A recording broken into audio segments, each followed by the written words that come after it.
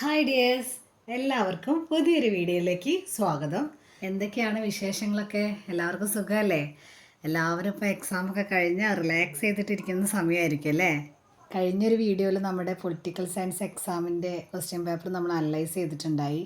അതിൽ നിങ്ങളുടെ ഒരുപാട് കമൻസ് ഞാൻ കണ്ടു. വളരെയധികം സന്തോഷമുണ്ട്. കാരണം ഞാൻ പ്രതീക്ഷിക്കാത്ത അത്രയും ആൾക്കാർ എനിക്ക് കമൻ്റ് ഇട്ടിട്ടുണ്ട്.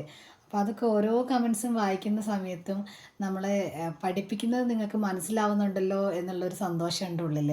നമ്മുടെ ഈ ഒരു ചാനലിൽ വീഡിയോസ് പോസ്റ്റ് ചെയ്യാൻ തുടങ്ങിയിട്ട് കുറച്ചേ ആയിട്ടുള്ളൂ. പക്ഷേ നിങ്ങളുടെ ഓരോരുത്തരുടെയും കമൻസ് വായിക്കുമ്പോൾ ഞാൻ മനസ്സിൽ വിചാരിച്ചത് ഇത് കുറച്ച് നേരത്തെ എനിക്ക് ചാനൽ തുടങ്ങാമായിരുന്നു എന്നായിരുന്നു കേട്ടോ. എന്നാലും എന്നെക്കൊണ്ട് പറ്റുന്ന തരത്തിലുള്ള ക്വസ്റ്റ്യൻസൊക്കെ ഞാനിവിടെ ഡിസ്കസ് ചെയ്തിട്ടുണ്ട്.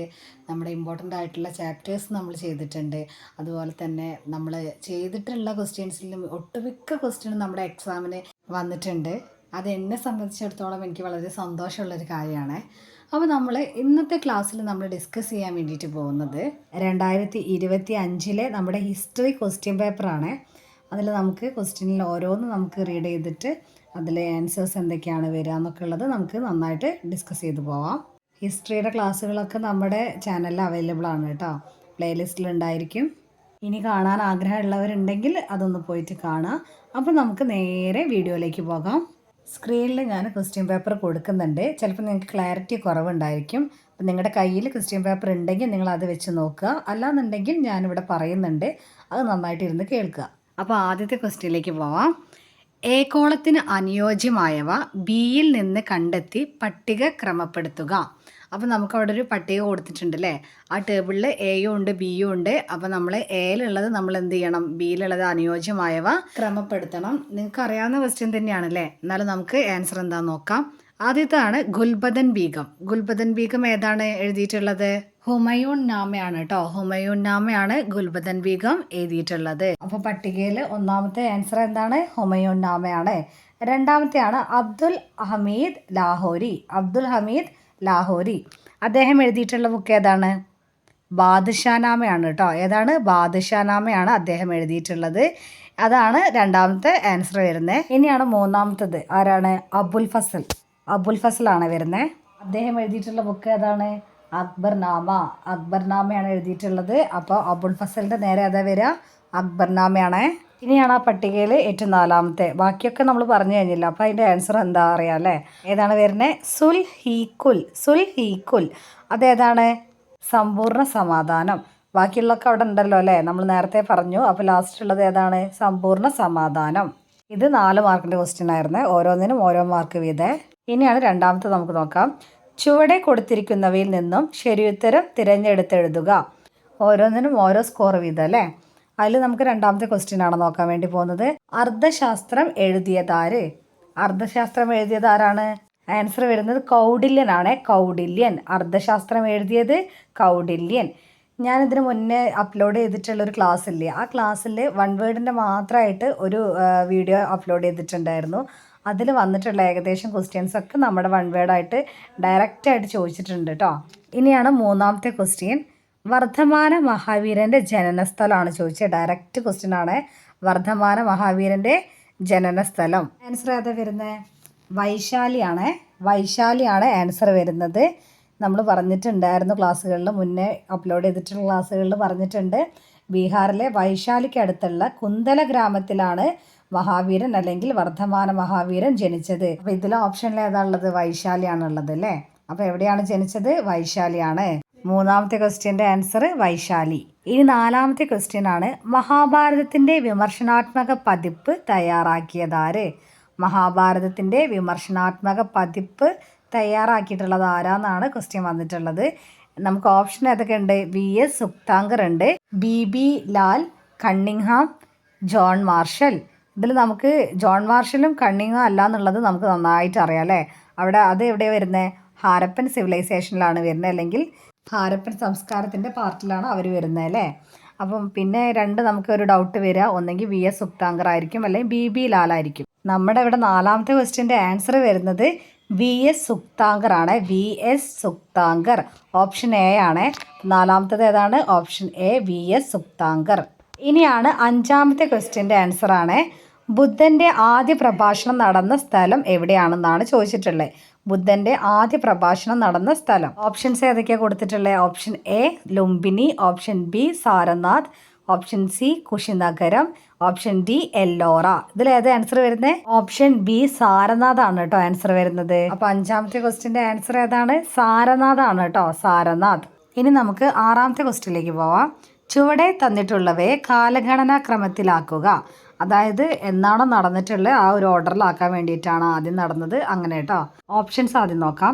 കുറിച്യ കലാപം, തിരുവിതാംകൂറിലെ ക്ഷേത്ര പ്രവേശന വിളംബരം, കുണ്ട്ര വിളംബരം, ഗുരുവായൂർ സത്യാഗ്രഹം.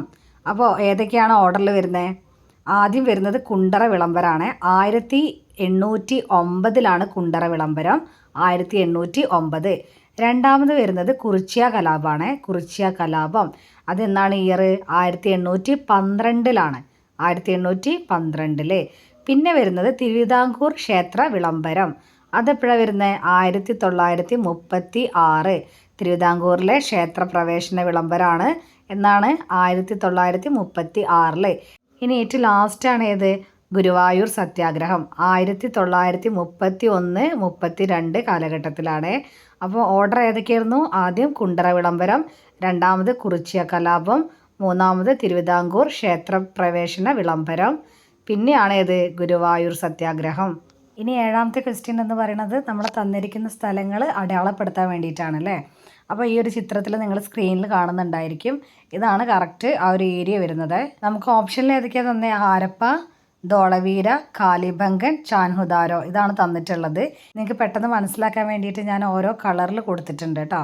ബ്ലൂവിൽ വരുന്നത് നമ്മൾ ഹാരപ്പ, റെഡിൽ കാലിബംഗൻ ഉണ്ട്, യെല്ലോയിൽ ധോളവീര കൊടുത്തിട്ടുണ്ട്, പിന്നെ ഒരു ഗ്രീനിൽ ചാൻഹുദാരോ. ഇതാണ് നമ്മുടെ മാപ്പ് വരുന്നത്.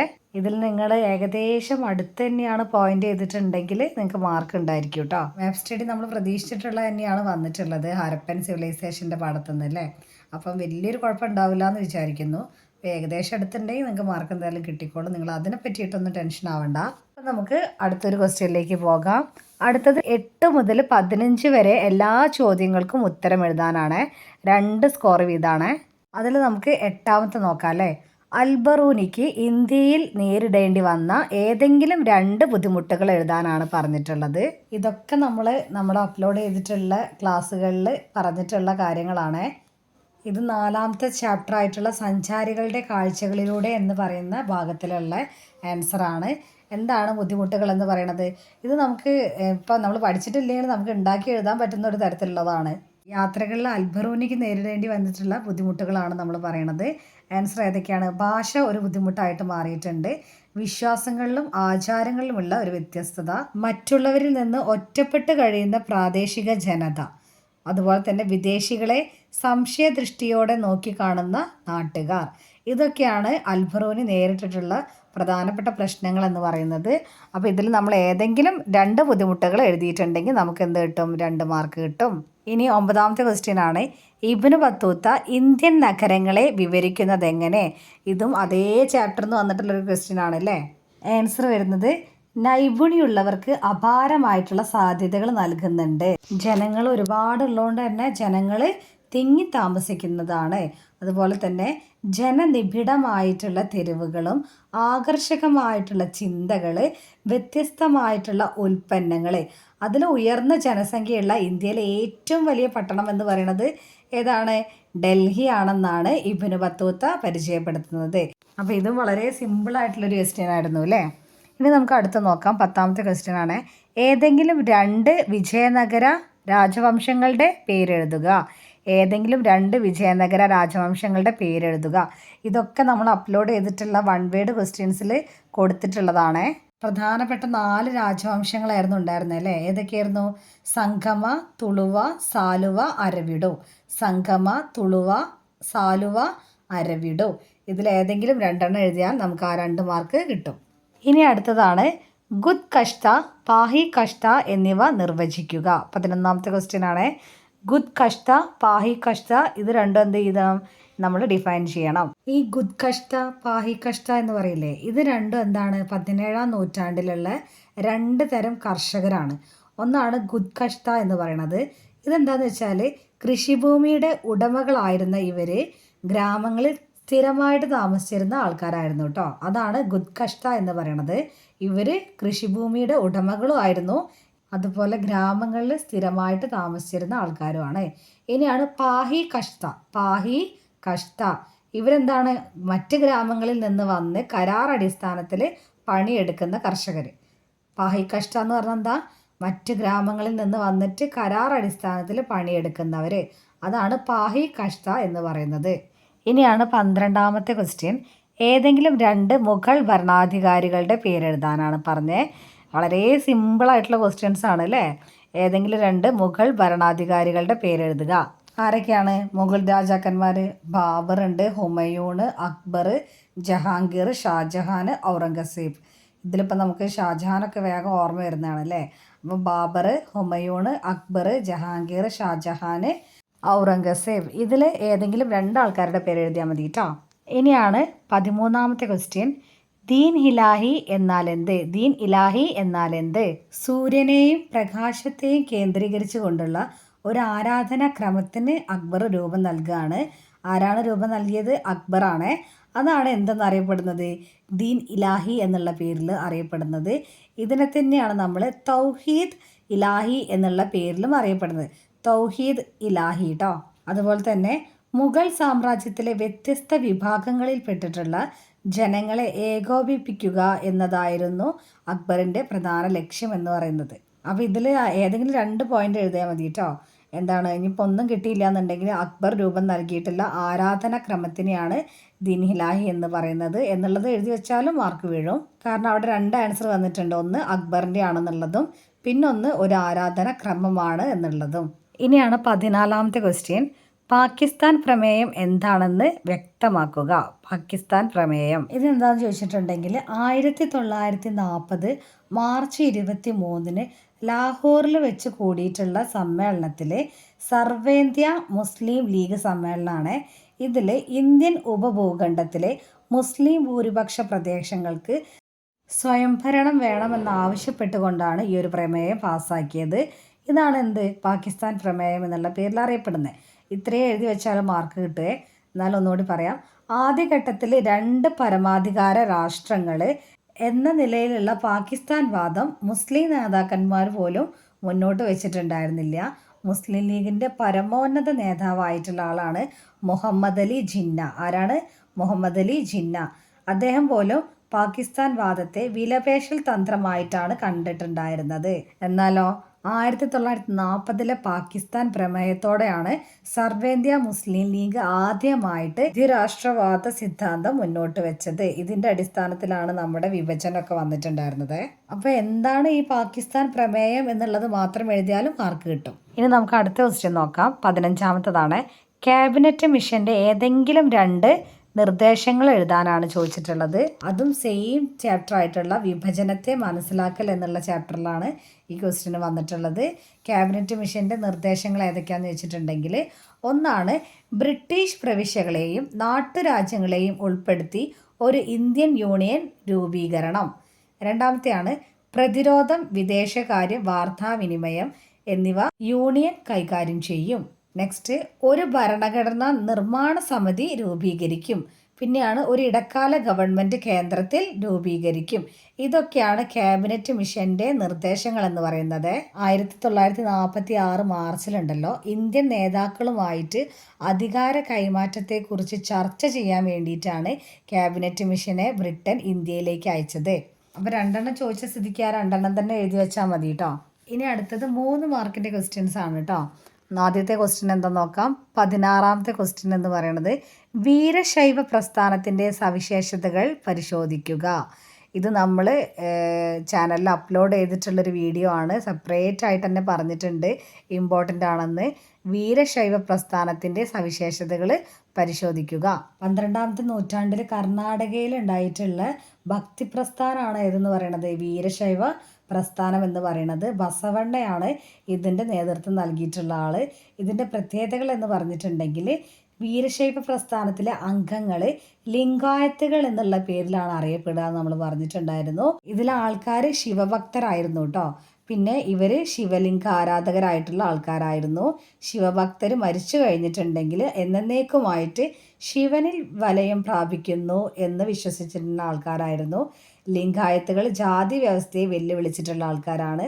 തൊട്ടുകൂടായ്മ, തീണ്ടിക്കൂടായ്മ ഇതിനെ എതിർത്തിട്ടുണ്ട്. അതുപോലെ തന്നെ ചൈൽഡ് മാരേജ് ഉണ്ടല്ലോ, നമ്മുടെ ശൈശവ വിവാഹത്തെ എതിർത്തിട്ടുണ്ട്. വിധവ വിവാഹത്തെ പ്രോത്സാഹിപ്പിച്ചിട്ടുണ്ട്. അപ്പോൾ ഇതൊക്കെയാണ് വീരശൈവ പ്രസ്ഥാനത്തിൻ്റെ ഏറ്റവും ഇമ്പോർട്ടൻ്റ് ആയിട്ടുള്ള കാര്യങ്ങൾ എന്ന് പറയുന്നത് കേട്ടോ, പ്രത്യേകതകളെ. ബസവണ്ണയാണ് ഇത് ഉണ്ടാക്കിയിട്ടുള്ളത്. പിന്നെ അതേപോലെ തന്നെ ഒരു ഭക്തി പ്രസ്ഥാനമാണ് ഇതെന്ന് പറയുന്നത്, വീരശൈവ പ്രസ്ഥാനം എന്ന് പറയുന്നത് കർണാടകയിലെ. ഇനി അടുത്ത ക്വസ്റ്റ്യൻ ആണ്, ജോട്ടേദാർമാരെ കുറിച്ചിട്ട് ഒരു കുറിപ്പ് തയ്യാറാക്കാനാണ്. ജോട്ടേദാർമാർ എന്ന് പറഞ്ഞിട്ടുണ്ടെങ്കിൽ ബംഗാളിലെ ധനികരായിട്ടുള്ള കർഷകരാണ്. ഇവരെയാണ് നമ്മൾ ജോട്ടേദാർ എന്നുള്ള പേരിൽ അറിയപ്പെടുന്നത്. ഇവരുടെ പ്രധാനപ്പെട്ട സവിശേഷതകൾ എന്ന് പറഞ്ഞാൽ ആയിരക്കണക്കിന് ഏക്കർ കൃഷിഭൂമി ഈ ആൾക്കാരുടെ കയ്യിലുണ്ടായിരുന്നേ. പിന്നെ പ്രാദേശിക വ്യാപാരം നിയന്ത്രിച്ചിട്ടുണ്ടായിരുന്നു. കർഷകർക്ക് പണം പലിശയ്ക്ക് നൽകിയിട്ടുള്ള ആൾക്കാരാണ്. ജോട്ടേദാർമാരുടെ കൃഷിഭൂമിയിൽ കൃഷി ചെയ്തത് പാട്ടക്കാരായിട്ടുള്ള ആൾക്കാരായിരുന്നു. അതുപോലെ തന്നെ ഗ്രാമപ്രദേശങ്ങളിൽ ജോട്ടേദാർമാർ ശക്തരായിട്ടുള്ള ആൾക്കാരായിരുന്നു കേട്ടോ. പിന്നെ ഹവേൽദാസ്, ഗാന്ധിദാസ് അല്ലെങ്കിൽ മണ്ഡൽസ് എന്നുള്ള പേരിലൊക്കെ ഈ ജോട്ടേദാർമാർ അറിയപ്പെട്ടിട്ടുണ്ടായിരുന്നു. അപ്പോൾ ജോട്ടേദാർമാർ എന്ന് പറഞ്ഞിട്ടുണ്ടെങ്കിൽ ആരാണ്? ബംഗാളിലെ ധനികരായിട്ടുള്ള കർഷകരെയാണ് ജോട്ടേദാർ എന്നുള്ള പേരിൽ അറിയപ്പെടുന്നത്. ഇനി 18ാമത്തെ ഒരു ക്വസ്റ്റ്യൻ ആണ്, 5ാം റിപ്പോർട്ട് എന്താണെന്ന് വ്യക്തമാക്കുക. ഇതും സെയിം ചാപ്റ്ററിലെ തൊട്ടടുത്തുള്ള പേജിലുള്ള ക്വസ്റ്റ്യൻ ആണ് കേട്ടോ. 5ാം റിപ്പോർട്ട് എന്ന് പറയുന്നത് ഏതാണ് പാഠം? കോളനി വാഴ്ചയും ഗ്രാമപ്രദേശങ്ങളും എന്ന് പറഞ്ഞിട്ടുള്ള പാഠഭാഗമാണ്. 5ാം റിപ്പോർട്ട് എന്ന് പറഞ്ഞിട്ടുണ്ടെങ്കിൽ, അല്ലെങ്കിൽ 5th റിപ്പോർട്ട് എന്ന് പറഞ്ഞാൽ 18ാം നൂറ്റാണ്ടിൻ്റെ അവസാനത്തോടെ ബംഗാളിലെ വിവിധ ഗ്രാമങ്ങളിൽ നടന്നിട്ടുള്ള കാര്യങ്ങളെക്കുറിച്ച് നമുക്ക് അറിവ് നൽകുന്ന രേഖയാണ് എന്ത് പറയുന്നത്? 5ാം റിപ്പോർട്ട് എന്നുള്ള പേരിൽ അറിയപ്പെടുന്നത്. ഈ റിപ്പോർട്ട് ഉണ്ടല്ലോ, ബ്രിട്ടീഷ് പാർലമെൻറ്റിന് സമർപ്പിക്കുന്നതിൻ്റെ സാഹചര്യങ്ങളുണ്ട്. അതെന്താണെന്ന് ചോദിച്ചിട്ടുണ്ടെങ്കിൽ, ഒരു CE 1600 ആ ഒരു കാലഘട്ടത്തിലാണ് ഇംഗ്ലീഷ് ഈസ്റ്റ് ഇന്ത്യ കമ്പനി രൂപീകരിച്ചിട്ടുണ്ടായിരുന്നത്. ഇത് പ്രകാരം കിഴക്കേനേഷ്യൻ രാജ്യങ്ങളുമായിട്ടുള്ള വ്യാപാര കുത്തക എന്ന് പറയുന്നത് ആർക്കായി? കമ്പനിക്കായി.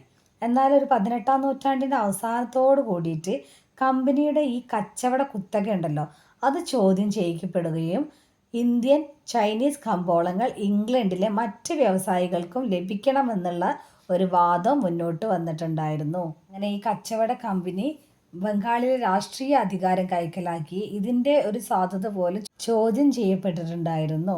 അതുപോലെ തന്നെ വർഷാവർഷം കമ്പനിയുടെ പ്രവർത്തനങ്ങളെ സംബന്ധിച്ചിട്ടുള്ള റിപ്പോർട്ടുകൾ തയ്യാറാക്കപ്പെട്ടു. ഇതിനു വേണ്ടി പല കമ്മിറ്റികളും രൂപീകരിച്ചിട്ടുണ്ടായി. അത്തരം കമ്മിറ്റികളിൽ ഒന്ന് തയ്യാറാക്കിയിട്ടുള്ള റിപ്പോർട്ടാണ് 5ാം റിപ്പോർട്ട് എന്ന് പറയുന്നത്. അപ്പോൾ ഈ ഒരു ചോദ്യത്തിൽ 3 ഏതെങ്കിലും 2 എഴുതിയാൽ മതി അല്ലേ? ഇത്രയാണ് 1 മുതൽ 18 വരെയുള്ള ക്വസ്റ്റ്യൻസിൻ്റെ ആൻസറ്. ലോങ് വീഡിയോ ആയതുകൊണ്ട് അപ്ലോഡ് ചെയ്യാനുള്ള ബുദ്ധിമുട്ടുകൊണ്ട് ഞാൻ 2ാമത്തെ ഒരു പാർട്ട് ഇടുന്നുണ്ട്. അതിലായിരിക്കും നമ്മുടെ 19 മുതലുള്ള ബാക്കിയുള്ള ക്വസ്റ്റ്യൻസിൻ്റെ ആൻസർ ഉണ്ടായിരിക്കുക. ഹിസ്റ്ററി എക്സാമിൻ്റെ 19 തൊട്ടുള്ള ബാക്കിയുള്ള ക്വസ്റ്റ്യൻ ആൻസേഴ്സ് നമുക്ക് അടുത്തൊരു വീഡിയോയിൽ കാണാം കേട്ടോ. താങ്ക്